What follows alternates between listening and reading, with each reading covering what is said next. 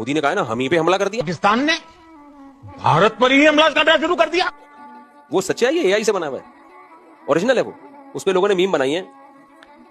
मोदी ने कहा ना कि हम ही पे हमला कर दिया, उस पे जबरदस्त मीम बनी है। एक ने कहा मैं दुकान में दवा खरीदने के लिए गया, मैंने जब दवा खरीदी मुझी से पैसे मांग लिए उसने। आज मैं बाजी के घर आई तो बाजी ने मुझसे ही सफाई करवाना शुरू कर दी। आज मैंने दुकान खोली तो लोगों ने आके मुझसे ही कपड़े सिलवाना शुरू कर दिए। मैं जिम गया तो मेरे ट्रेनर ने मुझसे ही एक्सरसाइज करवाना शुरू कर दी। आज मैं हॉस्पिटल गया तो लोगों ने मुझसे ही इलाज कराना शुरू कर दिया। सुबह मैं ऑफिस पहुंचा तो ऑफिस वालों ने मुझसे ही काम कराना शुरू कर दिया। अबे तो तुम्ही से ही मांगेंगे पैसे, खरीदी भी तो तुमने।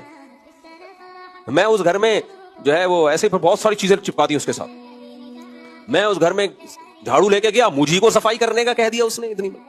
तो मोदी साहब आपने भी तो हमला किया था, तो अब आप ही पे हमला, तो किसी और जापान पे हमला करेंगे हम?